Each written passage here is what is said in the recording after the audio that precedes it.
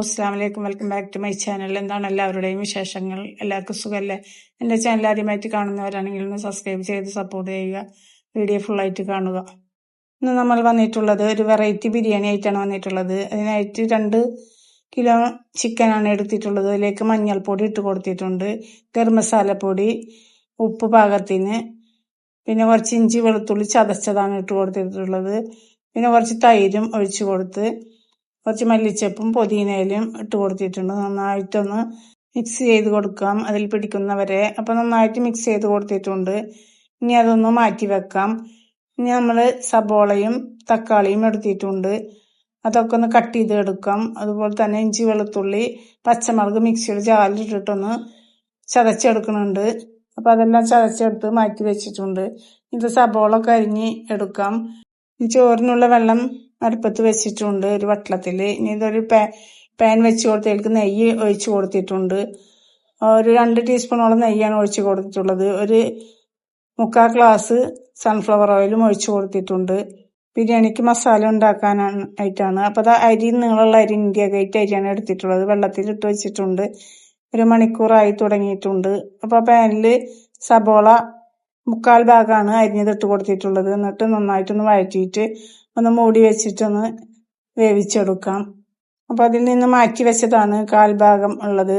ഇപ്പോൾ സബോളൊക്കെ മൂടി വെച്ച് തുറന്നിട്ടൊന്നും കൂടെ വഴറ്റിയെടുത്ത് വെച്ചിട്ടുണ്ട്. അപ്പോൾ വെള്ളമൊക്കെ തിളച്ച് കിട്ടിയിട്ടുണ്ട്. അതിലേക്ക് പട്ട, ഗ്രാമ്പു, ഏലക്കായ ഇട്ട് കൊടുത്ത് പാകത്തിന് ഉപ്പിട്ട് കൊടുത്തിട്ടുണ്ട്. എന്നിട്ടൊന്ന് തിളക്കുന്നവരെ ഒന്ന് വെയിറ്റ് ചെയ്യാം. അപ്പോൾ അത് സബോള നന്നായി വഴന്ന് കിട്ടിയിട്ടുണ്ട്. അതിലേക്ക് ഇഞ്ചി വെളുത്തുള്ളി പച്ചമുളക് ചതച്ചത് ഇട്ട് കൊടുത്ത് നന്നായിട്ടൊന്ന് വഴറ്റിയെടുക്കാം.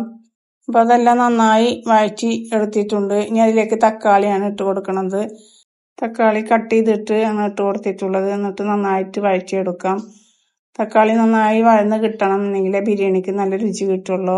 ഉപ്പിട്ട് കൊടുത്താൽ പെട്ടെന്ന് തക്കാളി വഴന്ന് കിട്ടും.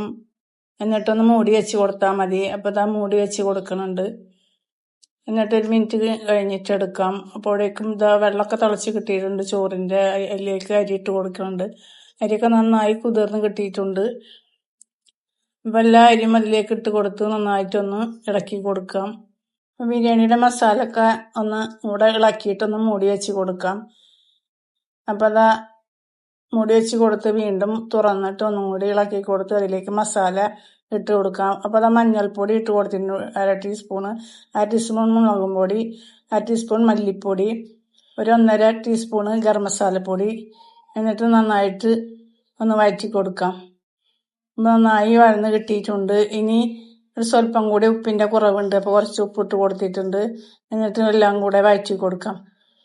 അപ്പോൾ അതെല്ലാം വഴറ്റിയ ശേഷം അതിലേക്ക് ചിക്കനാണ് ഇട്ട് കൊടുക്കുന്നത്. മസാല പുരട്ടി വെച്ചതില്ലേ, അപ്പോൾ അത് ഇട്ട് കൊടുത്ത് നന്നായിട്ടൊന്ന് മിക്സ് ചെയ്ത് കൊടുക്കാം. അപ്പോൾ എല്ലാതും നന്നായി മിക്സ് ചെയ്ത് കൊടുത്തിട്ടുണ്ട്. ഈ ബിരിയാണിയുടെ റെസിപ്പി ഒന്നൊന്നര റെസിപ്പിയാണ്, നല്ല രുചിയാണ്. അപ്പോൾ അതാ മൂടി വെച്ചിട്ട് വേവിച്ചെടുക്കാം. ചിക്കൻ വേവിച്ചെടുത്തിട്ടില്ലല്ല, അപ്പോൾ അതുകൊണ്ടാണ്. അപ്പോൾ ചോറൊക്കെ റെഡിയായി കിട്ടിയിട്ടുണ്ട്. അപ്പോൾ അതിലേക്ക് കുറച്ച് ഓയിൽ ഒഴിച്ച് ഒന്ന് ഇളക്കിയിട്ടാണ് ഊറ്റിയെടുത്ത് കൊട്ടയിലേക്ക് ഇട്ട് കൊടുക്കുന്നത്. അപ്പോൾ മസാല ഇറച്ചൊന്നും വെന്തിട്ടില്ല. അപ്പോൾ ഒന്നുകൂടെ ഇളക്കി കൊടുത്തിട്ട് വീണ്ടും മൂടി വെച്ച് 1-2 പ്രാവശ്യം ഇളക്കിയിട്ട് കൊടുക്കുന്നുണ്ട്. അല്ലെങ്കിൽ ഇറച്ചി വേവാൻ പണിയാണ്. വേവിച്ചെടുത്ത ഇറച്ചിയല്ലല്ലോ ചിക്കന്.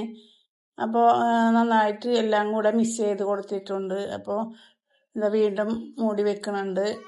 അപ്പോഴേക്കും അതിലേക്ക് ഉള്ളി ഒന്ന് ഫ്രൈ ചെയ്തെടുക്കാൻ ഓയിൽ ഒഴിച്ച് കൊടുക്കുന്നുണ്ട്. അപ്പോൾ ബിരിയാണിക്കുള്ള ഉള്ളിയിൽ നിന്ന് 1/4 ഭാഗം എടുത്തതാണ്. അപ്പോൾ അത് നന്നായിട്ടൊന്ന് ഫ്രൈ ചെയ്തെടുക്കാം. ബിരിയാണിയിലത്തെ ചിക്കൻ എല്ലാം റെഡി കിട്ടിയിട്ടുണ്ട്, വെന്തിട്ടുണ്ട്. ഇനി അതിലേക്ക് തൈരാണ് ഒഴിച്ച് കൊടുക്കുന്നത്. കട്ടിയുള്ള തൈരാണ് ഒഴിച്ച് കൊടുത്തിട്ടുള്ളത് എല്ലാം കൂടെ. എന്നിട്ട് ഒന്ന് മിക്സ് ചെയ്ത് കൊടുക്കാം.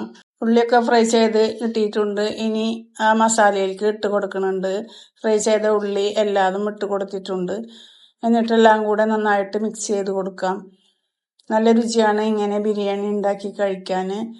അപ്പോൾ എല്ലാവരും ഒന്ന് ട്രൈ ചെയ്ത് നോക്കുക. ഇനി അതിലേക്ക് മല്ലിച്ചപ്പും പുതിനയിലും കുറച്ച് ഇട്ട് കൊടുത്തിട്ടുണ്ട്. എന്നിട്ട് എല്ലാം കൂടെ നന്നായിട്ട് ഒന്ന് വഴറ്റിയെടുക്കാം.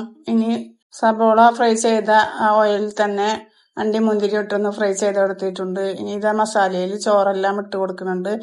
പകുതി ചോറാണ് ഇട്ട് കൊടുത്തിട്ടുള്ളത്. ഇനി അതിലേക്ക് കുറച്ച് നെയ്യും ഉള്ളി പൊരിച്ച ആ എണ്ണ ഒഴിച്ചു കൊടുക്കുന്നുണ്ട്, ഓയിൽ. എന്നിട്ട് അണ്ടിപ്പരിപ്പും മുന്തിരിയും ഗരം മസാലപ്പൊടിയും ഇട്ട് കൊടുത്ത്, എന്നിട്ട് ബാക്കിയുള്ള ചോറ് അതിൻ്റെ മീതെ ഇട്ട് കൊടുത്ത് ഒന്ന് സെറ്റാക്കി വെക്കുന്നുണ്ട്. വീണ്ടും അതിൻ്റെ മീതെ കുറച്ച് നെയ്യ് ഒഴിച്ച് പിന്നെ ഓയിൽ ഒഴിച്ചു കൊടുക്കുന്നുണ്ട്. പിന്നെ ഗരം മസാലപ്പൊടി അണ്ടിയും മുന്തിരിയും ഇട്ട് കൊടുക്കുന്നുണ്ട്. ബാക്കിയുള്ള മല്ലിച്ചപ്പും പുതിനയിലും ഇട്ട് കൊടുത്ത് ഒന്ന് മൂടി വെച്ച് ഒരു 20 മിനിറ്റ് നേരം ഒന്ന് വേവിച്ചെടുക്കാം. അപ്പോൾ ബിരിയാണിയൊക്കെ ആയി കിട്ടിയിട്ടുണ്ട്. 20 മിനിറ്റ് കഴിഞ്ഞ് ഒന്ന് തുറന്ന് നോക്കിയ ശേഷം ഇനി ഒരു പാത്രത്തിലേക്ക് മാറ്റി കൊടുക്കുന്നുണ്ട്. എന്നിട്ട് പ്ലേറ്റിലേക്ക് മാറ്റി കൊടുക്കുന്നുണ്ട്.